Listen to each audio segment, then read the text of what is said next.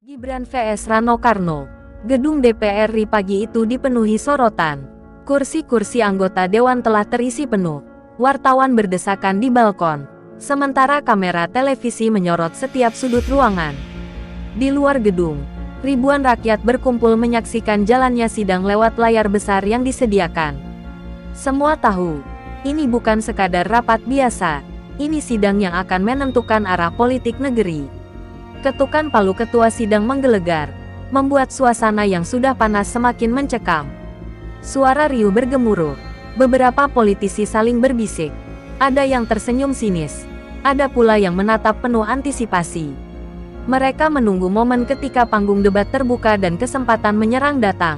Di kursi wakil pemerintah, Gibran Rakabuming Raka duduk tenang, wajahnya tanpa ekspresi berlebihan, hanya tatapan tajam yang mengarah lurus ke depan. Kemeja putihnya kontras dengan nuansa ruangan yang penuh ketegangan. Ia tahu, hari ini dirinya akan menjadi sasaran utama, namun bukan ketakutan yang terpancar, melainkan kesabaran yang tidak biasa dari seorang politisi muda. Di seberang, Rano Karno tampak sudah tidak sabar. Sebagai politisi senior sekaligus aktor kawakan, ia terbiasa dengan panggung besar. Bibirnya bergetar menahan gejolak, tangannya sesekali mengetuk meja, tanda bahwa ia menunggu giliran untuk berbicara. Aura dramatis yang ia bawa membuat banyak mata tertuju padanya, seakan ruangan siap menyaksikan adegan pertarungan sengit. Suasana kian panas ketika ketua sidang memberi kesempatan kepada Rano untuk menyampaikan pandangan. Tepuk tangan terdengar dari kubu tertentu, sorak-sorai kecil muncul di sela-sela kursi. Semua terasa seperti panggung teater, namun bedanya, kali ini penontonnya adalah seluruh rakyat Indonesia. Di luar gedung, ribuan pasang mata terpaku pada layar besar. Jalanan dipenuhi teriakan dukungan. Poster-poster bertebaran dengan wajah politisi yang akan berdebat. Media sosial pun meledak. Tagar-tagar mulai bermunculan bahkan sebelum kata pertama dilontarkan. Sidang ini sudah menjadi tontonan nasional yang mengikat emosi masyarakat. Gibran melirik sekilas ke arah kerumunan wartawan yang sibuk mencatat. Ia tahu setiap kata akan ditafsirkan, setiap gerak tubuh akan dibedah, dan setiap ekspresi akan menjadi headline. Namun ia tidak terguncang. Sambil melipat tangan di meja, ia menunggu dengan kesabaran seorang petarung yang memilih momen tepat untuk melawan. Sementara itu, beberapa anggota dewan lain tampak gelisah. Ada yang menggoyangkan kaki, ada yang sibuk dengan catatan, ada pula yang hanya menatap kosong. Mereka tahu, konfrontasi hari ini akan menjadi sorotan besar. Hanya ada dua kemungkinan, menjatuhkan atau mengangkat. Tidak ada ruang untuk netral. Detik demi detik terasa lambat. Suara kipas angin gedung tua itu seolah mengiringi rasa was-was. Satu demi satu kamera menyorot wajah-wajah tegang, menampilkan ekspresi berlapis, marah, cemas, penasaran. Bahkan ada yang tampak terlalu percaya diri. Semua berpadu menjadi gambaran nyata betapa gentingnya suasana sidang terbuka tersebut. Akhirnya, mikrofon disodorkan ke Rano Karno. Ia berdiri dengan gerakan penuh wibawa. Sorot matanya menyapu ruangan. Sejenak ia berhenti, membiarkan ketegangan mencapai puncak. Lalu, dengan suara lantang, ia membuka kalimat pertamanya. Saat itu juga, seisi ruangan terseret dalam pusaran energi yang akan menentukan jalannya sidang paling bersejarah dalam dekade terakhir. Begitu berdiri, Rano Karno langsung menjadi pusat perhatian. Sorot lampu, kamera televisi, hingga tatapan anggota dewan mengarah padanya. Wibawa seorang aktor legendaris berpadu dengan pengalaman politiknya menjadikannya sosok yang sulit diabaikan. Senyum tipis menghiasi wajahnya, seakan ia telah menyiapkan skenario yang akan mengguncang ruangan.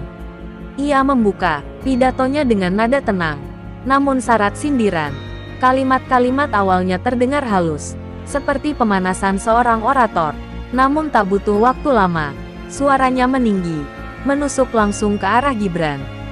Ia mempertanyakan kesiapan seorang pemuda yang, menurutnya, terlalu cepat menduduki kursi wakil presiden. Apakah bangsa ini sekadar panggung percobaan bagi generasi muda yang belum matang? Ucap Rano lantang. Kata-katanya menggema, disambut tepuk tangan beberapa anggota yang sejalan dengannya. Sementara itu, wajah Gibran tetap datar. seakan tidak terusik sedikit pun. Suasana ruang sidang semakin tegang. Beberapa politisi mulai bersorak mendukung. Ada pula yang mengetuk meja sebagai tanda persetujuan. Kamera televisi menyorot momen itu, memperlihatkan kontras antara gejolak Rano dan ketenangan Gibran yang nyaris tak berkedip. Rano kemudian melangkah lebih jauh. Ia menyinggung soal kebijakan yang menurutnya belum menunjukkan arah jelas. Bahkan menuduh Gibran hanya menjadi bayang-bayang dari sosok besar yang membesarkannya. Tuduhan itu membuat sebagian hadirin menghela napas, menyadari arah serangan sudah semakin personal. Rakyat butuh pemimpin yang lahir dari tempaan panjang, bukan sekadar nama besar. Seru Rano, sambil mengepalkan tangan di udara. Kalimat itu membuat sebagian penonton di luar gedung bersorak, sementara dunia maya semakin ramai dengan komentar pro dan kontra. Ketua sidang sempat mengetuk palu, meminta agar jalannya forum tetap tertib.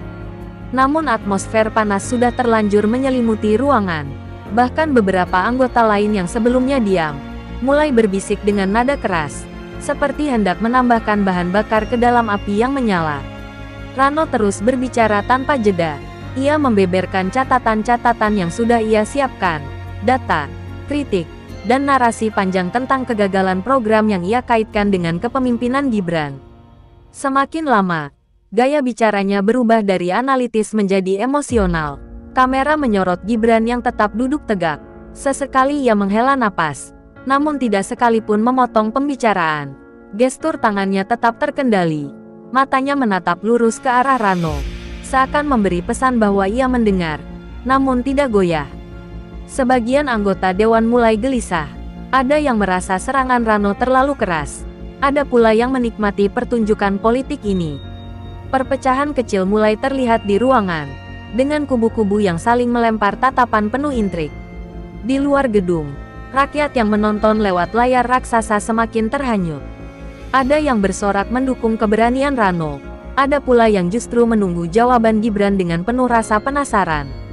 Media sosial semakin banjir dengan tagar baru, membuat sidang ini jadi trending topik nasional. Akhirnya, setelah hampir setengah jam berpidato penuh api, Rano mengakhiri serangannya dengan satu kalimat pamungkas. Jika bangsa ini benar-benar ingin maju, jangan biarkan negeri dipimpin oleh mereka yang hanya diam di bawah bayang-bayang orang tuanya. Kalimat itu meledak seperti bom di dalam ruangan, meninggalkan keheningan yang tegang. Semua mata kini beralih pada Gibran, menunggu bagaimana sang pemimpin muda menanggapi badai serangan tersebut. Ruangan DPR RI mendadak senyap setelah kalimat terakhir Rano Karno terlontar. Keheningan itu terasa berat, seolah setiap orang menahan napas, menunggu reaksi Gibran. Semua kamera televisi serentak beralih menyorot wajah sang wakil presiden muda. Di layar, ekspresinya tetap tenang, kontras dengan dentuman kata-kata tajam yang baru saja menimpa dirinya. Beberapa anggota dewan terlihat saling melirik. Ada yang menunduk pura-pura sibuk dengan catatan. Ada pula yang menyeringai, menikmati drama politik yang tengah berlangsung. Sorot mata penuh intrik itu menambah tekanan di ruang sidang, seakan-akan dinding gedung tua tersebut ikut menyerap panasnya suasana. Ketua sidang mengetuk palu, mencoba menjaga jalannya forum. Namun ketegangan yang menggantung di udara membuat suaranya nyaris tak terdengar. Semua orang menanti satu hal, kapan Gibran akan membuka mulutnya. Rano Karno, yang baru saja duduk kembali, menatap dengan percaya diri, seakan yakin lawannya tak akan mampu membalas dengan setara. Di luar gedung, ribuan rakyat yang menyaksikan melalui layar besar juga terdiam. Riuh sorakan yang sebelumnya memenuhi jalanan mendadak hilang. Mereka menunggu jawaban, berharap Gibran tidak hanya diam menghadapi tuduhan. Media sosial pun banjir dengan komentar. Ada yang khawatir, ada yang mengejek, ada pula yang penuh harap. Waktu terasa berjalan lambat. Gibran duduk dengan punggung tegak, tangannya terlipat rapi di meja. Wajahnya tidak menunjukkan kegelisahan, justru memancarkan ketenangan yang sulit dijelaskan. Pandangannya lurus ke depan, sesekali melirik ke arah ketua sidang, seolah menunggu aba-aba. Beberapa politisi mulai tidak sabar. Ada yang berdeham keras, ada yang mengetuk meja dengan jari, mencoba memancing Gibran berbicara. Namun ia tetap diam, membuat suasana semakin menegang. Diamnya bukan tanda lemah, melainkan strategi yang perlahan menguasai ruang. Rano Karno melipat tangannya, tersenyum tipis, merasa telah memenangkan panggung. Tetapi justru dalam momen itulah banyak anggota dewan mulai merasa ada sesuatu yang berbeda. Ketenangan Gibran bukan sekadar diam, ia seperti sedang menyiapkan sesuatu yang lebih besar daripada sekadar jawaban singkat. Di barisan belakang, beberapa politisi muda tampak menatap Gibran dengan penuh harapan. Mereka tahu, jika ia mampu melewati badai ini, citranya akan terangkat bukan hanya di ruang sidang, melainkan di hati rakyat. Beban besar itu kini berada di pundaknya, namun Gibran tampak tidak terbebani sedikit pun. Ketua sidang akhirnya memberi kesempatan berbicara. Mikrofon di hadapan Gibran menyala, menandakan giliran sudah tiba. Seketika, ruangan kembali sunyi. Semua tatapan, baik kawan maupun lawan, terpusat pada satu titik, sosok muda yang siap menanggapi serangan paling keras terhadap dirinya. Gibran mengangkat tangannya sebentar, lalu merapikan mikrofon.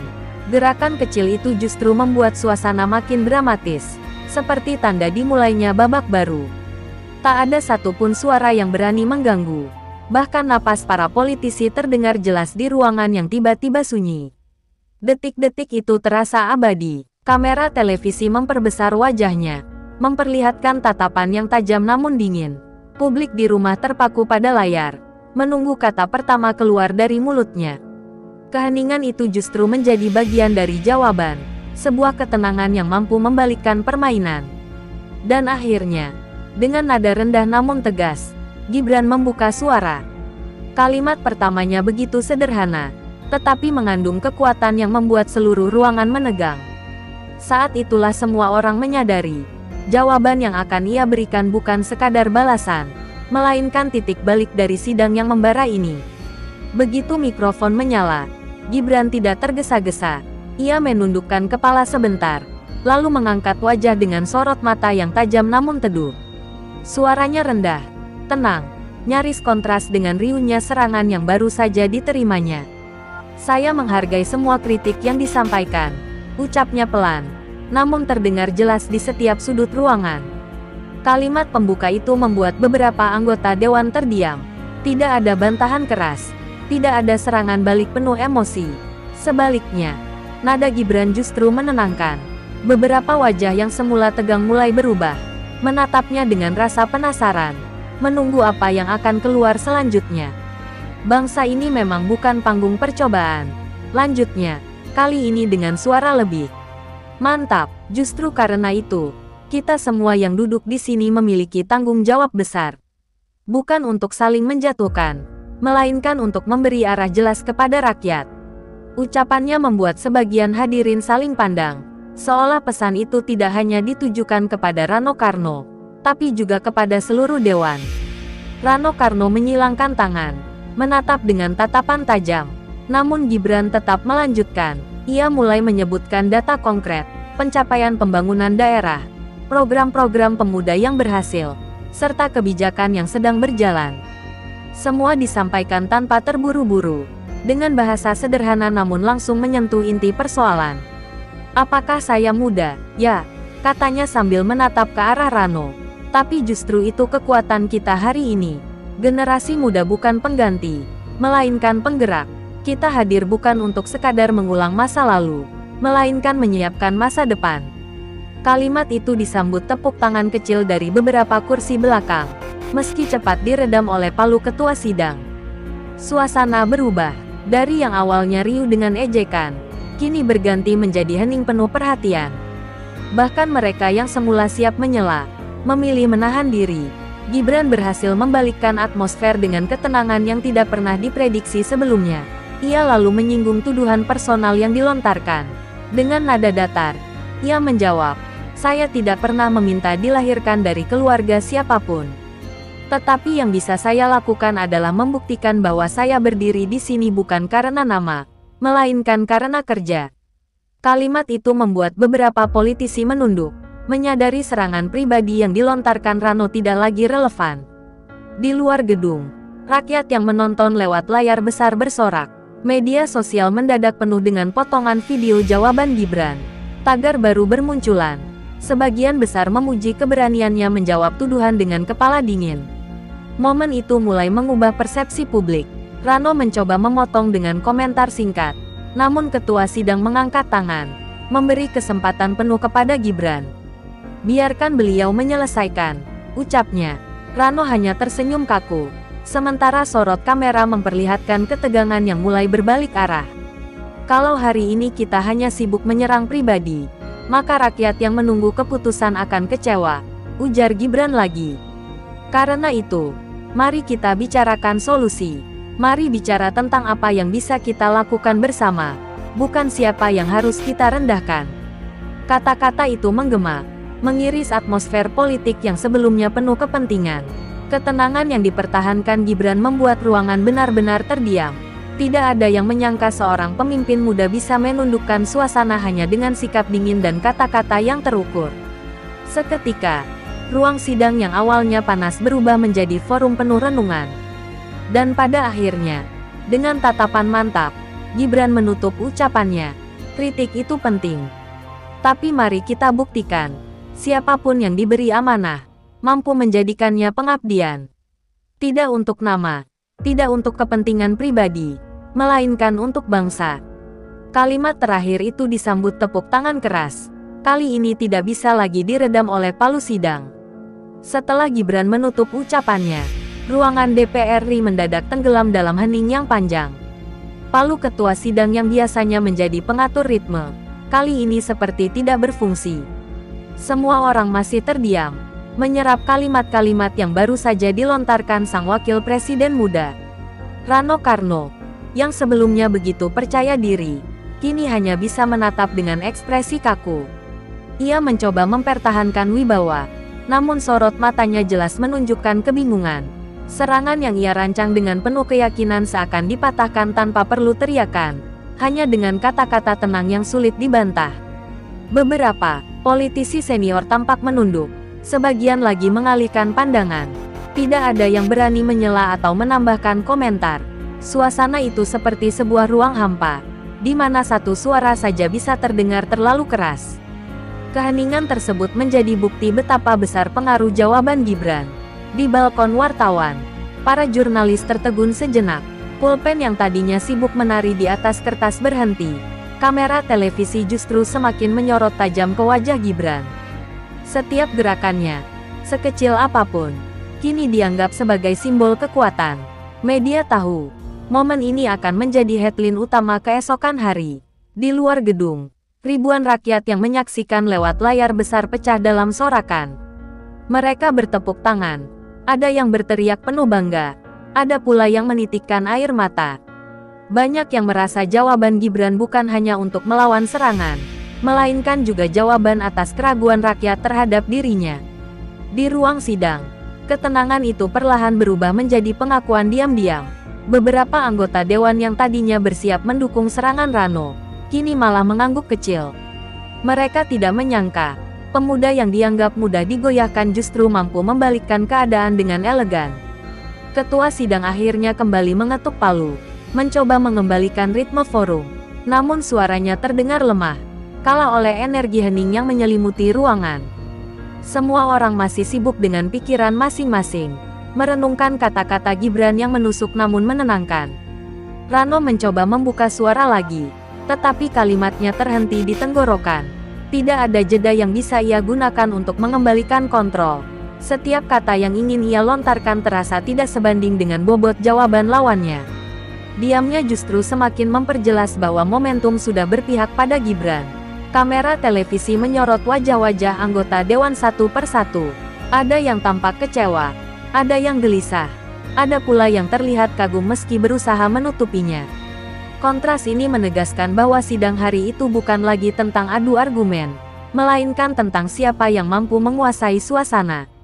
Gibran sendiri tidak menunjukkan ekspresi kemenangan. Ia hanya duduk dengan sikap tenang, tangannya terlipat, pandangan tetap lurus. Seolah-olah ia tidak peduli dengan sorak-sorai di luar, atau dengan keheningan yang melingkupi ruangan. Baginya, yang terpenting adalah pesan telah tersampaikan. Keheningan itu berbicara lebih lantang daripada debat panjang. Tidak ada teriakan, Tidak ada tuduhan yang berani menyusul. Justru kesunyian itu menjadi pengakuan tidak resmi bahwa seorang pemimpin muda mampu berdiri tegak menghadapi badai kritik. Sidang yang semula diprediksi akan menjatuhkan citra Gibran berubah menjadi panggung pembuktian. Keheningan yang lahir dari jawaban tegasnya menjadi simbol baru. Ketenangan bisa lebih mematikan daripada amarah. Rakyat yang menonton pun sadar, hari itu mereka melihat lahirnya babak baru dalam kepemimpinan negeri. Keheningan yang sempat menggantung akhirnya mulai pecah, bukan dengan teriakan, melainkan dengan bisik-bisik kecil di antara anggota dewan. Mereka yang tadi tampak begitu lantang, kini lebih banyak memilih diam. Aura ruangan sudah tidak lagi sama, suasana panas berganti menjadi teduh, meski ketegangan belum benar-benar hilang. Beberapa politisi senior terlihat menatap Gibran dengan cara berbeda. Tatapan meremeh yang sebelumnya jelas terlihat, kini berubah menjadi pandangan penuh kalkulasi. Mereka mulai menyadari bahwa sosok muda yang duduk di kursi wakil presiden itu bukan sekadar bayangan, melainkan figur yang mampu berdiri sendiri. Rano Karno sendiri mulai kehilangan pesona panggungnya. Wibawa yang semula ia tampilkan kian memudar, berganti ekspresi kikuk. Setiap kali ia mencoba merespons, kalimatnya justru terdengar hambar. Badai, serangan yang ia bangun dengan penuh semangat kini terhempas oleh jawaban yang jauh lebih sederhana namun membekas. Sorot kamera memperlihatkan momen itu dengan jelas. Di layar kaca rumah-rumah rakyat, publik bisa menyaksikan bagaimana konstelasi politik bergeser hanya dalam hitungan menit. Mereka yang awalnya percaya sidang ini akan menjadi titik jatuh bagi Gibran, justru terkejut melihat kenyataan berbalik. Sorakan rakyat di luar gedung semakin ramai. Mereka tidak hanya kagum pada kata-kata, tetapi juga pada keteguhan sikap yang ditunjukkan Gibran. Banyak yang berkomentar bahwa ketenangannya adalah cermin seorang pemimpin sejati, bukan sekadar politisi yang pandai beretorika. Di ruang sidang, satu persatu anggota dewan yang tadinya bersiap melontarkan kritik mulai menahan diri. Ada yang melipat kertas catatannya, ada yang hanya duduk bersandar sambil menghela napas panjang. Diam mereka bukan tanda puas, melainkan pengakuan bahwa momentum sudah tidak lagi berada di pihak penyerang. Ketua sidang berusaha mengembalikan jalannya forum ke agenda utama, namun atmosfer yang sudah berubah membuat rapat terasa berbeda. Setiap kata kini diucapkan lebih hati-hati, seakan semua orang belajar dari peristiwa yang baru saja terjadi. Serangan emosional tidak mampu menandingi ketegasan yang lahir dari ketenangan. Rano Karno mencoba tersenyum, berusaha menutupi kekecewaan yang jelas tergambar di wajahnya. Namun publik tahu, posisinya dalam sidang itu telah melemah. Senyum itu bukan tanda kemenangan, melainkan upaya menjaga harga diri yang terancam runtuh di depan rakyat. Gibran tetap tidak menunjukkan gestur berlebihan. Ia tidak menepuk meja, tidak pula menegakkan dada seakan menang. Justru sikap rendah hati yang ia tunjukkan semakin memperkuat kesan bahwa dirinya benar-benar siap memimpin tanpa harus mencari sorotan. Beberapa anggota dewan mulai mengangguk-angguk kecil, seolah memberi pengakuan diam-diam. Bahkan lawan politik yang paling keras pun kini memilih menutup mulutnya. Keheningan itu bukan lagi sekadar suasana, melainkan bentuk penghormatan yang muncul tanpa disadari. Di luar, rakyat menyebut momen ini sebagai titik balik.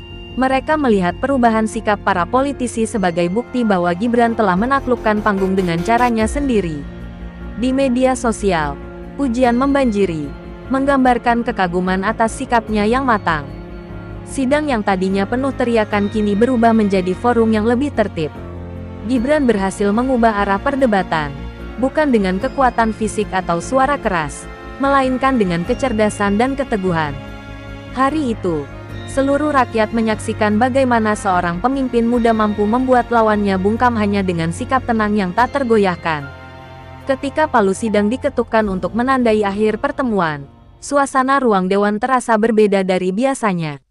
Bukan teriakan atau sorak-sorai yang mendominasi, melainkan hening penuh wibawa. Semua yang hadir menyadari bahwa mereka baru saja menyaksikan sebuah peristiwa penting yang akan dikenang dalam sejarah politik negeri ini. Gibran melangkah turun dari podium dengan langkah tenang. Tidak ada ekspresi jumawa, hanya senyum tipis yang menunjukkan keyakinan diri.